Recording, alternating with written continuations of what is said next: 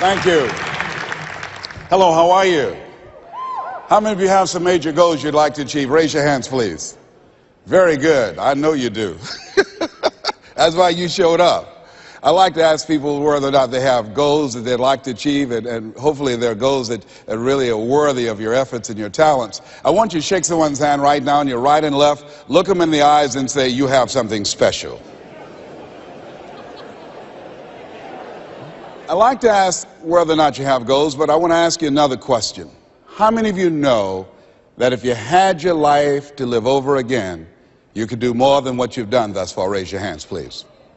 Now, that proves the point that what we do and what we accomplish in life is only a tip of the iceberg of what's possible for us.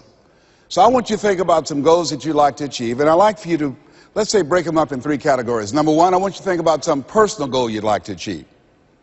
And I'd like for you to think about some career goal, some business goal that you'd like to achieve.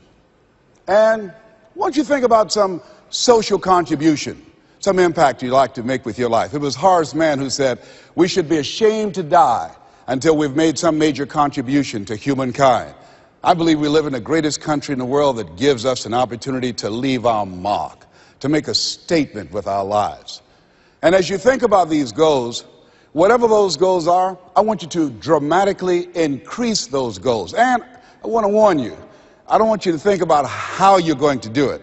How is none of your business. The most important thing is just to increase those goals dramatically. I've found that most people fail in life, not because they aim too high and miss.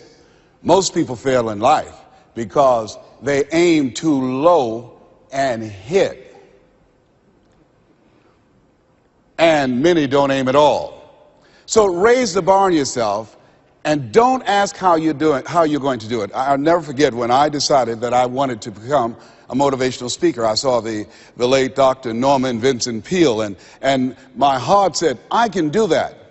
But my mind asked the question, how? And for over 14 years, I would go see Zig Ziglar and Dr. Norman Vincent Peale and Jim Rohn and different speakers, and I would be in the audience, and my heart would pounce and say, you can do that, Les. And then when I would leave, I would be going to the parking lot, and my mind said, how are you going to do it? And I spent so many years trying to figure out how. I wasted 14 years. How many of you ever procrastinated? Raise your hands, please. Yeah, see, so as you begin to think about your goals, the most important thing is, and write this down, commit yourself. See, once you commit yourself, the how will come, the way will come. Once you commit yourself, you will then figure it out. And if you're going in the wrong direction, all you have to do is turn around and go in the other direction. You will figure it out. You want to begin to just challenge yourself. You want to stretch yourself because you really don't know what you can't do. I'll never forget the first day that I met Mr. Washington. I was born in a poor section of Miami, Florida called Liberty City. I was born in an abandoned building on a floor with a twin brother. And when we were 6 weeks of age, we were adopted. And when I was in the 5th grade, I was identified as EMR, labeled educable, mentally retarded, put back from the 5th grade into the 4th grade. And I failed again when I was in the 8th grade. I don't have any college education, but because of my mother, and I feel like Abraham Lincoln, who said, all that I am and all that I ever hope to be, I owe to my mother. I saw a sign once that said that God took me from my biological mother's womb and placed me in the heart of my adopted mother. So my first major goal was to buy my mother a home, to take care of my mother. And I did that, took care of her until she passed at 88. But I'll never forget when I met Mr. Washington. I was in a class waiting on another student, and he came in and he said, young man, go to the board and work this problem out for us. I said, oh, sir, I can't do that. He said, why? I said, I'm not one of your students. He said, look at me. I said, yes, sir. Go to the board and work the problem out anyhow. I said, sir, I can't do what you're asking me to do. He said, why? Sir, because I'm educable, mentally retarded, sir. And as the students erupted in laughter, he came from behind his desk, he looked at me and he said, don't you ever say that again. Someone's opinion of you does not have to become your reality. And that was a turning point in my life. On one hand, I was humiliated. But on the other hand, I was liberated. Because he looked at me with the eyes of Goethe, who said, look at a man the way that he is. He only becomes worse. But look at him as if he were what he could be. Then he becomes what he should be. And so Mr. Washington, he challenged me. And I want to challenge you right now. about raising your goals. And I want you to shake someone's hand on your right and left, look them in the eyes and say, stretch yourself. Yeah, see, I think that you really have to stretch yourself to discover your stuff. I think that we have to really begin to experiment with life. When I said that you have something special, I didn't say that just to be kind and courteous. You do. See, I think that there are not many people that come to seminars or workshops or will watch a program of this nature. Why? I just think that most people are just satisfied to where they are. I'm reminded of a man one day. He was walking down the street and he passed his porch where some people were on the porch talking, and there was a dog moaning and groaning. And he was curious why the dog was moaning and groaning. And he went back and he said, excuse me, he asked the owner, why is the dog moaning and groaning? Guy said, because he's laying on a nail. He said, well, why won't he get off? He said, it's not hurting bad enough for him to get off. Just hurting bad enough to moan and groan. How many of you know people who should be here? Raise your hands, please. How many of you know people, all they do is moan and groan? Moan and groan. I'm not making enough money. Moan and groan. I'm unhappy with my job. 87% of people go to jobs that they hate.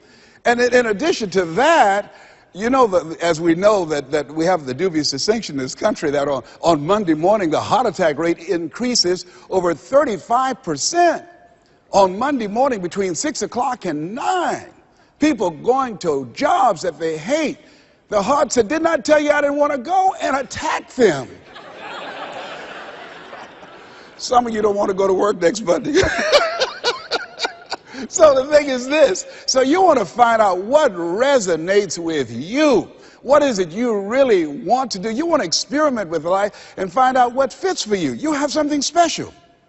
You have greatness within you. You have the ability to do more than you can ever begin to imagine. See, I believe that anybody through observation and practice can perform at the level of excellence. But when you're pursuing your greatness, and this is worth writing down, you don't know what your limits are, and you act like you don't have any. So I say to you, you have something special. You have greatness within you. And I want to make 4 things clear. Number 1, everything that I'm going to say, you already know it. If what I share, the message that I'm going to express right now and share with you, if it wasn't a part of who you are already, you wouldn't be in the audience. That's number 1. That's very important. It's already in you. I'm going to only confirm and validate that which is a part of you anyhow. The second thing is, everything I'm going to say to you, you've heard it before. From people with college degrees and credentials, I can't hold a candle to. It's common sense, but not common practice. Third thing is, I don't want you to agree with me, and I don't want you to believe me. I just want you to be open to some things right now. I want you to think beyond that which is commonly allowed. And I'm going to tell you what I'm up to. I want you to think about your goals, and I want to tell you what I'm going to do right now. My whole goal is to get past your mind. That's my whole challenge, and there's nothing you can do about it. I'm going to do that. See, your assignment was to show up. My assignment is to get past your mind and get into your heart. I want you to think about the goals that you want to achieve. And I really want to challenge you to make up your mind that you're going to make that happen for yourself. And I hope that it's some goal that really resonates with who you are. When I was a little boy, my goal was to just buy groceries for our family. My mother worked on Miami Beach. She was a domestic worker. And my goal was to really be able to go to the grocery store and purchase groceries ourselves. The families knew that my mother had adopted 7 children. And so they said, Mamie, whatever food is left over after we eat, you can take that home to the children. They were very kind, very, very considerate people. My mother, who when she worked on Miami Beach, the people were very kind. I was appreciative of their generosity. But as a little boy, I said, Mama, one day, when I become a big boy, I'm going to be able to buy groceries for us. My goal as a little boy was to buy clothes for my brothers and sisters. We wore the hand-me-down clothes of the children that Mama babysat for when she went over in Miami Beach. And if the clothes were too small, she would let them out. And if they were too large, Mama could sew and take them up. And I'll never forget David Sidursky. His father was very wealthy. Mama worked for him, but David was my buddy. And so his father gave him 2 gifts for his birthday. Gave him a brand new boat, but he also gave him some motivational tapes. Earl Nightingale, I'll never forget. So he said, David, man, let me tell you something. When I die, you're going to get everything. I want you to listen to these tapes. And when his father left the room, David threw those tapes in the wastebasket. I said, David, could I have those tapes? He said, yes. I said, man, your father said, if you listen to these, you can get more and do more than what he's done. He said, hey, look, I'm going to get everything anyhow. Go ahead, take them. I told my children, I'm not leaving them anything. You know, if I had a quarter and thought I was going to die, I'll swallow it.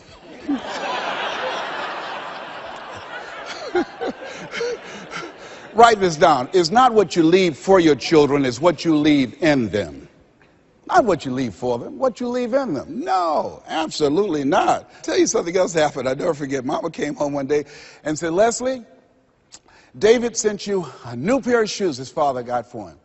I said, oh, Mama, thank you so much. I can't wear David's shoes. I said, why? Well, you tell my buddy that, you know, I wear size 9.5. He wears size 9. She said, boy, shut up, sit down, and put those shoes on. She said, Marvin Ann, go get some Vaseline. And she came in there, and my sister started rubbing the Vaseline on my feet. And she said, run some water in the bathtub. And she's now go in there and put your feet in those shoes and don't mash the heel down. I said, Mama, shut up, boy, don't mash the heel down. And then she had me to get in the bathtub. I said, Mama, these shoes hurt. She said, get in there and walk around in the water. And I'm walking around the bathtub. Then she tried to distract me. I knew what she was doing. How'd you do at school today? I did good. Did you get in any fights? No, ma'am. You know you fought somebody. Well, I only hit 3 people today. and then after a while, she said, how you doing? I said, well, they hurt. Do they hurt as bad as they were before? No, ma'am, they feel a little bit better. Keep on walking, keep on walking. And then after a while, when the leather soaked up the water, the leather began to stretch to a perfect 9.5. You think Fortune 500 companies started talking about doing more with less? My mother's been doing that for a long time. It's amazing what you can do. But who would have thought, anybody looking in on this kid and these 7 children, who would have thought? And I look at you and I say, you have greatness within you. You have the ability to do more than you can ever begin to imagine. No one could have convinced me that I would be doing what I'm doing right now. You know, the easiest thing I do every year is go into a sales organization and dramatically increase their sales, or go into a prison and enable prisoners to see themselves differently and teach them the methods and techniques of how to plug into the system, or motivate young people to begin to see how they can have a vision of themselves in the future and fit. That's the easiest thing I do, or train a speaker to help them to leverage their experience as a speaker and say, look, speaking is a projection of who you are, not who you think you ought to be, and come with power from a platform. That's the easiest thing I've ever done. Let me share with you the most difficult thing I've ever done. The most difficult thing I've ever done was to believe that I can do what I'm now doing. No one could have convinced me, just given my circumstances. I earn millions of dollars every year. No one could have convinced me. If both my parents came up here right now, I would not know either one. No one could have convinced me, being labeled educable, mentally retarded, born in an abandoned building on the floor in Liberty City, poor section of Miami, Florida, failing twice in school, no college training, never worked for a major corporation. I did not know I can do what I'm doing right now. I'll never forget Mike Williams, my mentor. I think a lot of people fail in life because of the fact that they need some mentoring. They need some coaching. Repeat out to me, please. You need some coaching. Yeah, see, you can't see the picture when you're in the frame. I remember Mike saying, Les, you can do this. Mike, how, man? Wait a minute, Mike. How much am I going to be able to charge, Mike? Les, you could start out at $1,000 an hour. Mike, I don't make that working for 2 weeks. Come on, Mike.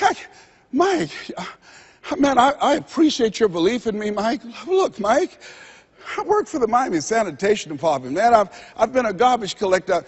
I've done door-to-door sales. That was great. And, I'm here as a disc jockey. That's good, Mike, but Mike, I don't think I can do that. Les, you can.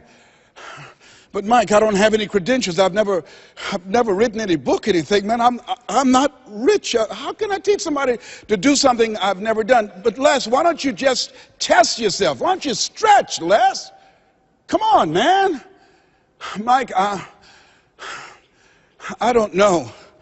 And here's something I realized. Write this down. Sometimes you have to believe in somebody's belief in you until your belief kicks in. I respect Mike Williams. Here, this young man, he saw something in me that I didn't see it, and strong analytical mind, and I looked at him. I always respected his thinking, and he looked at me and he made me feel special, and I said, okay, Mike. And I just kept holding on to what Mike said to me. I just kept holding on to what Mr. Washington said to me. I kept holding on to my mother saying, you're special, Leslie, when they said you're educable, mentally retarded. Mama didn't know what that meant. She only had a third-grade education. So she said, he'll be all right, honey, a hard head make a soft behind. He'll be fine. But she said, you're special, baby. You are special. And they kept saying that over and over again. Faith comes by hearing and hearing and hearing. And so here's what I want you to do. Let us say together, as you think about your goals and your dream, let us say together, it's possible. Together, please. It's possible. Say it like you mean it. It's possible. Thank you. Write that down. See, most people never achieve their goals because most people suffer from possibility blindness. They look around trying to think about the things that they don't have. Robert Roots, young man who wrote a book about success principles of the Three Little Pigs. He said, it's not what you don't have, it's what you think you need that keeps you from being successful or happy in life. It's not what you don't have. See, I was focused on what I didn't have. Don't have a college degree, don't have any credentials, never worked for a major corporation. I was focused on the negative things. It said, negative things are the things that you see when you're not focused on your goal. What do you come with? What is it that you have within you that you showed up to bring? Hey, Les, you don't know, but my dream is a long shot. A friend of mine, Dexter Yeager, said when the dream is big enough, the odds don't matter. I'm reminded of a great man when I was reading Time magazine talking about some of the great minds of the last century. They didn't mention his name, Dr. Howard Thurman, one of the mentors of Dr. Martin Luther King Jr., and also an advisor to Mahatma Gandhi and Albert Schweitzer.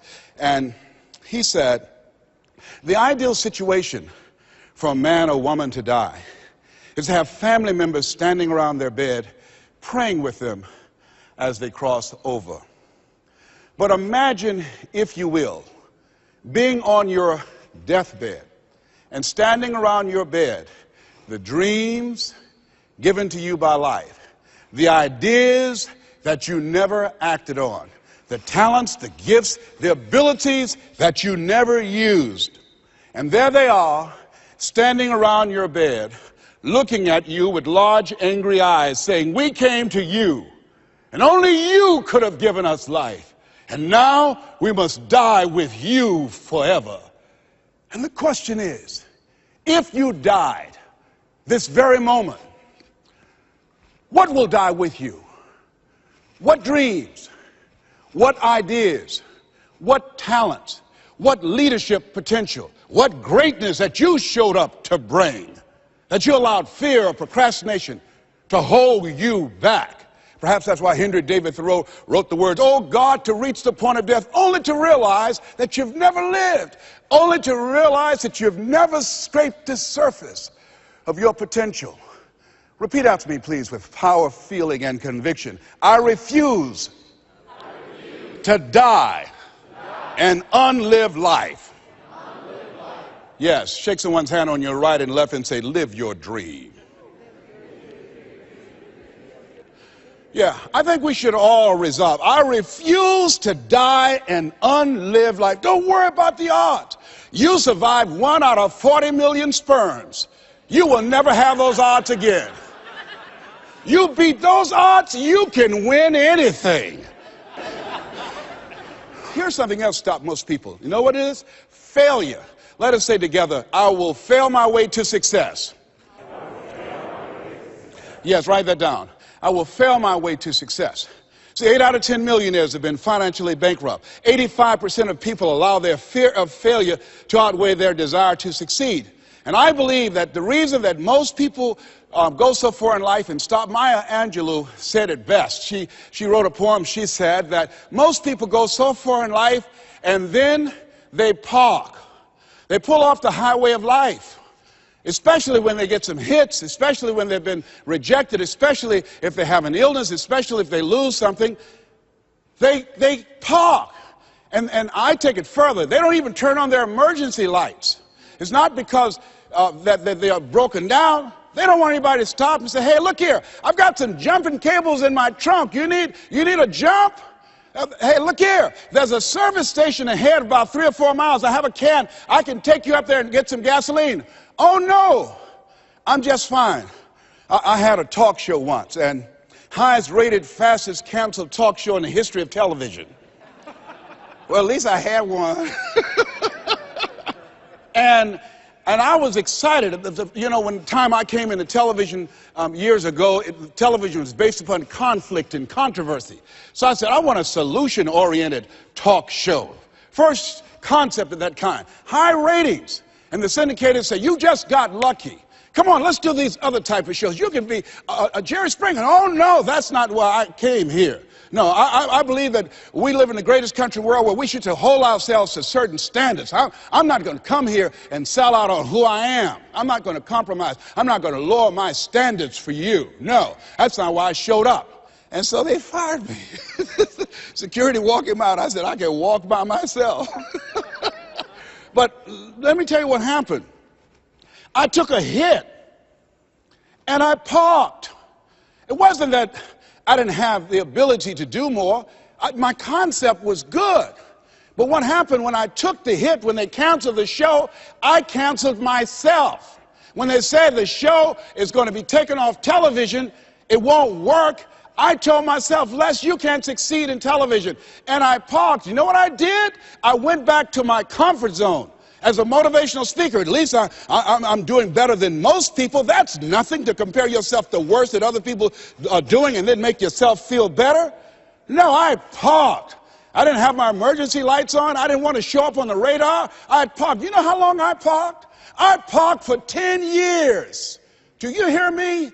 Now, unlike Regis Philbin, when his shows were canceled, he kept going, he kept going, he kept going, and he got other shows. I bet you somebody gave him a push. Somebody said, hey, you need a lift? I didn't even make that an option for me. I got off the highway, I went back to my comfort zone, and I parked. The show failed, and I identified myself as a failure. And guess something happened. One day, just flipping the channels, looking at PBS, and saw Wayne Dyer, my friend Wayne Dyer. And boy, I said, wait, we're both in our 60s. Wayne is still doing it. Wow, the little hair he has, it's gray, he's still there. I said, hey, I've got some more stuff in me. I've got another PBS special in me. I've got some other ideas. You know, Oprah and Phil, they're doing my stuff. Maybe I need to come back out here. And I went back and started calling PBS and different people. They said, Les, what happened to you? I said, well, I didn't know whether or not anybody would be interested in me because the show was canceled. No, you had some good ideas. And when they said, yeah, we would love to do a show with you, I said, you would? They said, yes. And when I went into the studio, and people that worked with 10 years ago, they were still there. And I said, guys, you know, do you guys still have it? They said, we have it. Do you have it?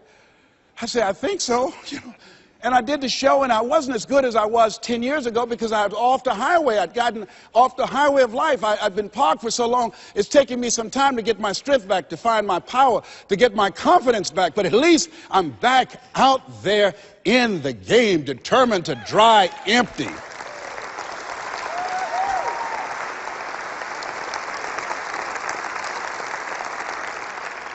So I say to you, see, I only attract millionaires or millionaires in training.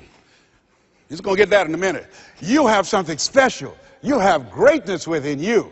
And the only reason you're here, you are my assignment. You can feel me. Some of you feel me right here in your heart of hearts. And my goal is to get past your mind and into your heart. So it's necessary that you have the mindset that I can do this. You've got to begin to believe and to fortify that belief and feed that belief by listening to tapes, going to seminars and workshops, by challenging yourself, by stretching yourself. It was Osborne who said, unless you attempt to do something beyond that which you've already mastered, you will never grow. And as you begin to challenge yourself, you'll discover some things about yourself that you don't know right now. The other thing is you begin to look at yourself, look at your dreams, and begin to experiment and stepping into your greatness. One of the things that's very important, whatever goals and dreams that you have, repeat after me, please, make your move before you're ready. You have Price Pritchett, who's a great motivator and trainer. He said, make your move before you're ready. We're instructed in life to walk by faith and not by sight. See, you want to really begin to stretch yourself. You want to become a risk taker. You want to raise the bar on yourself. Most people won't do that.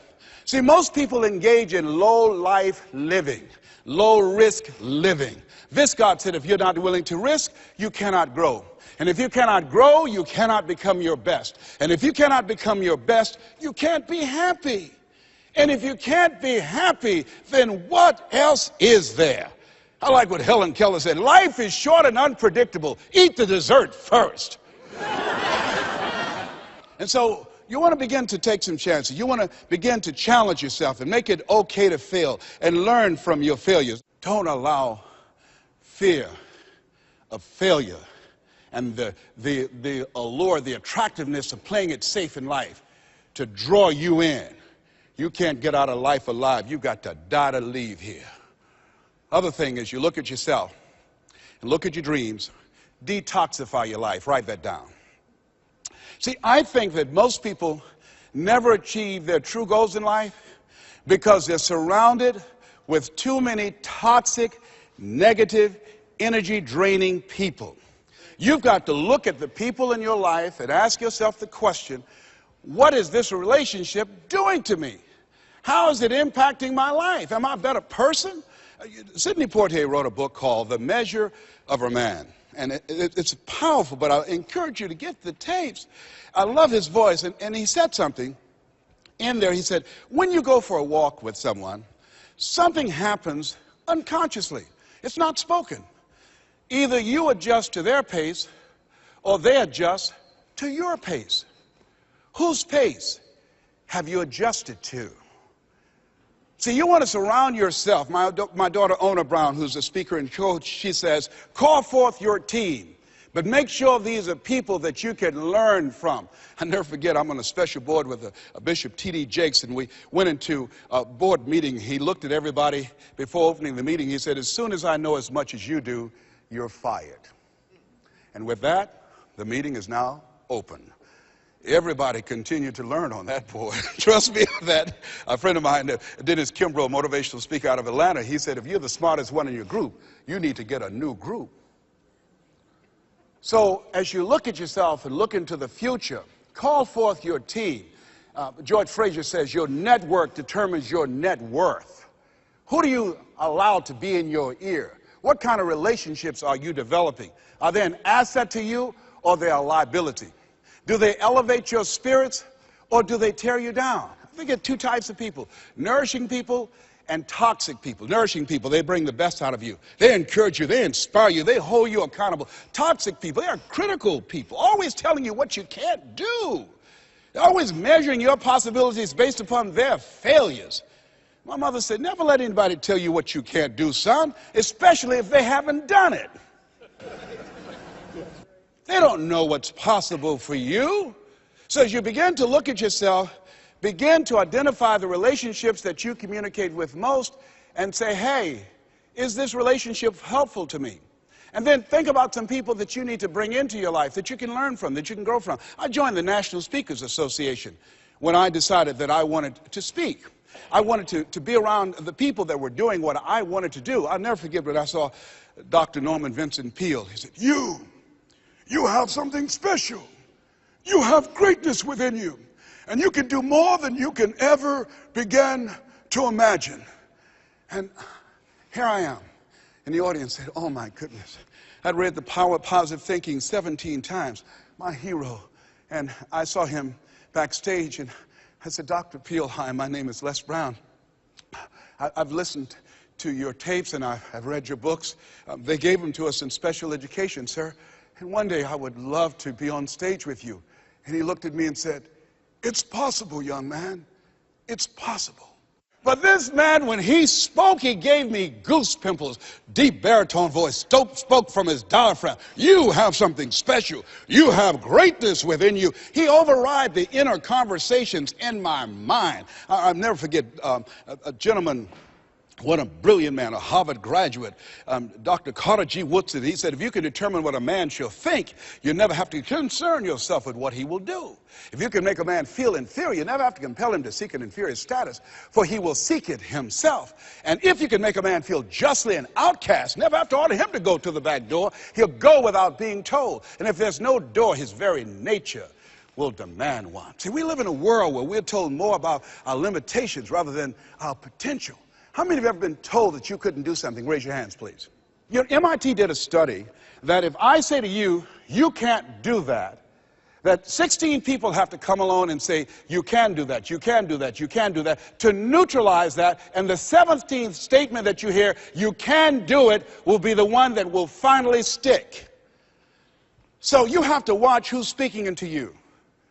You've got to begin to monitor your mind. And you've got to begin to literally be proactive in programming yourself to success. Be ye not conformed to this world. Be ye transformed by the renewing of your mind. You've got to take responsibility to make that happen. And as you begin to do that, you'll begin to see some incredible changes in your life. I understand now when Earl Nightingale said, all of us are self-made, but only the successful will admit it. As you begin to look at your dreams and look at your goals, write this down. Make know you're a vitamin. See, most people stop short of their dreams and park and get off the highway of life because of the rejections of life. You will always be rejected. It's no big deal. Jack Canfield said rejection is a myth. It's not like when somebody says no and then they slap you. No, it's just, to me, make no you're a vitamin. Get excited about the no. Why? Because every time someone says no, that brings you another step to a yes. You're getting closer. Trust me, you will win if you don't quit. You will win if you don't quit. Even a broke clock is right twice a day. The other thing is, as you look at yourself and look at your goals and look at your dreams, assess yourself. What are your strengths? What are your weaknesses? What do you bring to the table? When I looked at becoming a motivational speaker, I looked at all the speakers and I noticed that they were pretty much scripted. So I said, what is it that can make me stand out? I don't have any college education.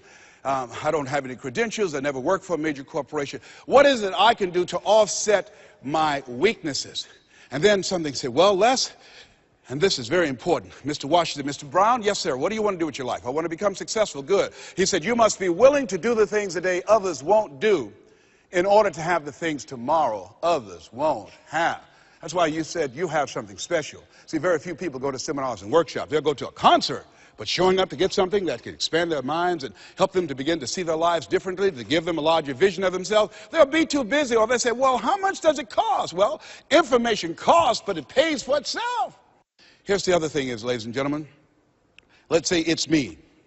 Yeah, see, it's possible you can live your dream. It's necessary that you have the mindset that I'm going to do this.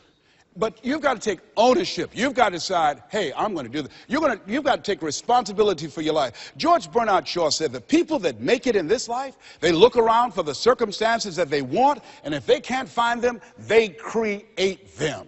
You've got to decide, it's me. You've got to say, and say this with conviction, I expect to win. Yes, I think it's important that we say that. You know, if you ask most people, do you want to become successful? They will say yes. Took my oldest son for a walk, my namesake. You know, we always expect our children to do far more than what we do. Said, Calvin, he wants his own identity. He's Leslie Calvin Brown, Jr.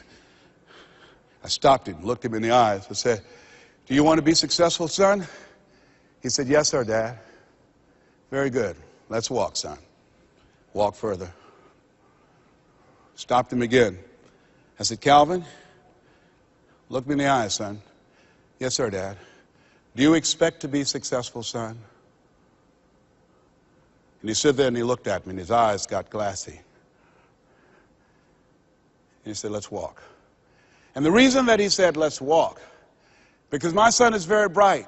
Of all my children, he's perhaps the smartest one. But Calvin now, over 30, Calvin now, a single parent of 2 daughters, good father. Calvin, now at this stage of his life, he's behind on his dreams. A lot of talent, a lot of abilities. Very conservative. One of those people, great mind, but he just hasn't developed that, things that we want our kids to have, that, I want it.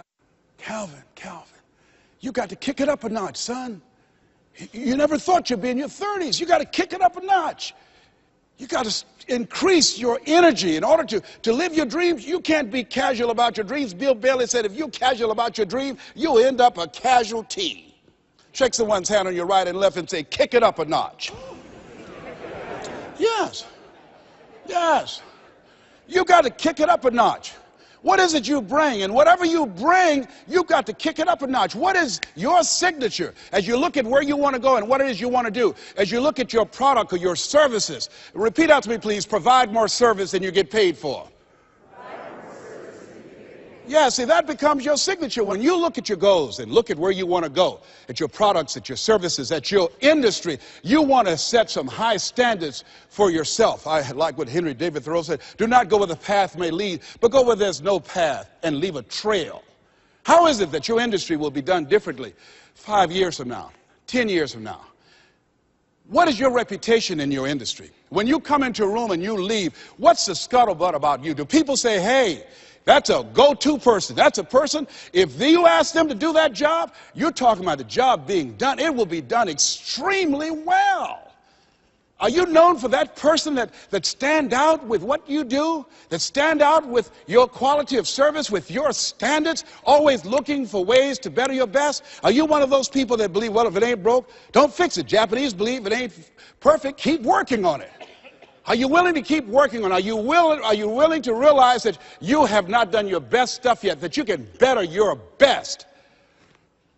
You've got to take responsibility for that. And now let's go to the next level. Not only is it possible that you can live your dream, is it necessary that you call forth your team and surround yourself with people that you can learn from and grow from, that you must work on yourself and monitor yourself and train yourself, that you've got to begin to take total responsibility for the outcomes that you want to produce in your life. But let us say together with power and conviction, it's hard. Yes, ladies and gentlemen, living a dream, changing your life is hard. It's hard when you lose all your money, when you've given it the best that you have, when you have some major setback. It's hard. When a doctor looked at me and said the 3 horrible words no one wants to hear, you have cancer. It was hard to mobilize my mind and spirit, to listen to tapes and music and read scripture and be around other people and seeking out other prostate cancer conquerors to believe that I could do this.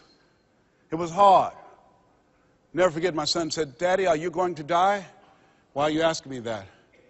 You're not going out much. You're not the bubbly personality that I know you to be. You're not talking much. You're spending a lot of time in the room by yourself, Dad. Are you going to surrender? Are you giving up? Are you going to let that doctor's opinion become your reality? Will my daddy see me graduate? Yes, son, yes. I'm going to fight. No, I don't think it's my time yet. I'm going to see you graduate, but more than that, I've got some other things that I'm going to do with my life. And I thank you for asking me that. But I must tell you that I'm scared. I'm scared. And I've never been in this situation before. It's been easy for me to talk to people and encourage people when they've had challenges in their lives. But it's me. And I don't feel less than a man in admitting this to you. Yes, I'm scared. And I need some help. Repeat after me, please. Ask for help. Not because you're weak, but because you want to remain strong. And ask for help. And don't stop until you get it. Don't stop until you. Yes. See, life is hard. And there are some moments in life when you're going to need some help. You're going to need somebody to speak to you. You're going to need somebody to say something to you. I have a friend of mine, Willie Jolly, who's a motivational speaker. He said, a setback is a setup for a comeback. I had to listen to Willie's tapes. I have another friend, Kevin Brace, who's a speaker. He said, Les, come on, man, you can do this. You can make this happen. You can hit a home run. It's a done deal. You are Les Brown. That cancer's got to get out of your body. I said, talk to me, Kevin, talk to me. That's what I need to hear. I needed to hear those words. I don't care who you are. Many people won't allow themselves to ask for help because of pride. Pride cometh before a fall. Because of ego. Ego means edging God out. No, ask for help. Not because you're weak, but because you want to remain strong. And ask for help and don't stop until you get it. I'm here because a lot of people helped me. I'm here because a lot of people believed in me at a time when I was struggling to believe in myself. The other thing is, let us say together, it's worth it. Yeah, see, I think, and write this down, you got to find 5 reasons that will make it worth it for you. 5 reasons. What will make it worth it for you? Mine was, I want to take care of my mother. Mine was, I want to do something with my life. What will make it worth it for you? Mine is, I want to leave a legacy. Mine is, I refuse to die an unlived life. What will make it worth it for you? Repeat after me, please. You got to be hungry. Mr. Washington said, Mr. Brown, what do you want to do with your life? I said, sir, I want to become a disc jockey. Is that right? Yes, sir. Good. Mr. Brown, you got to be hungry. He said, I want you to listen to Paul Harvey. He's the world's greatest communicator. Always find a coach or mentor, someone that's doing what it is you want to do. Watch them. Listen to how he does the rest of the story. Listen to his voice. Mr. Brown, develop your mind and develop your communication skills, because once you open your mouth, young man, you tell the world who you are. And don't forget, Mr. Brown, you got to be hungry. Take the time to develop yourself. So I started training and working on myself. And then pretty soon I came to him. I said, sir, I've been working on myself. I've done the things that you told me to do. I listen to Earl Nightingale all the time and Zig, and I've been reading Dr. Norman Vincent Peale's book, and I'm ready. I practice every day 2 and 3 hours, sir. Is that right? Yes, sir. Very good, Mr. Brown. You got to be hungry. I said, why do you continue to say that? So people that are hungry are unstoppable, Mr. Brown. People that are hungry, no excuse is acceptable. Go out and face the music, young man. And don't forget, stay hungry. And know your vitamin. I went to apply for a job on Miami Beach. Milton Butterball Smith was the program director. Hello, Mr. Butterball. How are you, sir? My name is Les Brown, sir. I like to be a disc jockey. He said, young man, you have any journalism in your background? No, sir, I don't. You have any experience in broadcasting? No, sir, I don't. He said, I'm sorry, we don't have any job for you. I went back and I told Mr. Washington. I was devastated. I said, Mr. Washington. They said, no, they wouldn't even allow me to audition for them, sir. Mr. Brown, don't take it personally. I told you, know your vitamin. Most people are so negative, they have to say no 7 times before they say yes. Be unstoppable, Mr. Brown. You got to be hungry. Go back again. Yes, sir. Hello, Mr. Butterball. How are you, sir? My name is Les Brown, sir. I like to be a disc jockey. Young man, weren't you here yesterday? Yes, sir, I was. Didn't I tell you no yesterday? Yes, sir, you did. Then why are you back today? Well, sir, I didn't know whether or not somebody was laid off or somebody was fired, sir. Nobody was laid off or fired. Now get on out of here. I came back the next day. Hello, Mr. Butterball. How are you, sir? My name is Les Brown, sir. I like to be a disc jockey. I know what your name is. Weren't you here the last 2 days? Yes, sir, I was. Didn't I tell you no the last 2 days? Yes, sir, you did. Then why are you back today? Well, sir, I didn't know whether or not someone got sick or someone died, sir. No one got sick or died. No one was laid off or fired. Now, don't you come back here again. I came back the next day talking loud, looking happy like I see you for the first time. Hello, Mr. Butterball. How are you? He looked at me with rage. He said, go get me some coffee. I said, yes, sir. So I became the errand boy for the disc jockeys. I'd go get their lunch and their dinner, and I'd stand in the control room, memorizing their hand movements on the control board and all the instruments, learning everything that I could because I expected to be behind that microphone. Then one day, it was a Saturday afternoon, and a disc jockey by the name of Rockin' Roger was drinking while he was on the air. Rockin' Roger got so drunk, he started slurring his words. He was about to fall off the chair. He obviously could not complete his program. And there I was, looking at him through the control room window. A Saturday afternoon, I was the only one there, young, ready, and hungry, walking back and forth saying, drink, rock, drink. Drink, rock. I'd have gone and get him some more if he'd asked me to. Then pretty soon the phone rang. It was the general manager, and I answered the phone. I said, hello? He said, young boy, this is Mr. Klein. I said, I know. He said, Rock can't finish his program. I said, I know. He said, would you call one of the other DJs in? I said, yes, sir. I hung the phone up. I said, you must think I'm crazy. I called my mom and my girlfriend, Cassandra, and said, y'all come out on the front porch and turn up the radio. I'm about to come on air. I waited for about 20 minutes, and I called him back. I said, Mr. Klein, I can't find nobody. He said, young boy, you know how to work the controls? I said, yes, sir. He said, go in there and segue the records, but don't say nothing here. I said, yes, sir. I couldn't wait to get old Rock out of the way. I put on a fast record. I said, look out, this is me, LB, Triple P, Les Brown, your platter playing papa.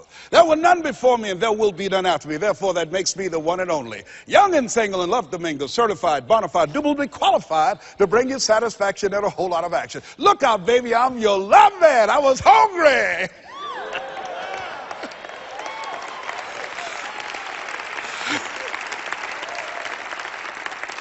The people that want to step into their greatness are hungry. Shake someone's hand on your right and left and say, you got to be hungry.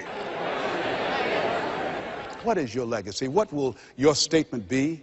Resolve every day. Read it every day. I refuse to die an unlived life. I like to leave this with you that Mama used to love to hear me say. She said, boy, say that thing for me, and I dedicate this to you, to the greatness that's within you, because it's there. And it says simply this: if you want a thing bad enough to go out and fight for it, to work day and night for it, to give up your time, your peace, and sleep for it. If all that you dream and scheme is about it, and life seems useless and worthless without it, and if you gladly sweat for it and fret for it and plan for it, and lose all your terror of the opposition for it, and if you simply go after that thing that you want with all of your capacity, strength and sagacity, faith, hope, and confidence, and stern pertinacity, if neither cold poverty, famine, shall sickness or pain of body and brain can keep you away from the thing that you want, if dogged and grim you besiege and beset it, with the help of God you'll get it. This has been Mrs. Mamie Brown's Baby Boy. God bless you and God bless America. You have greatness in you.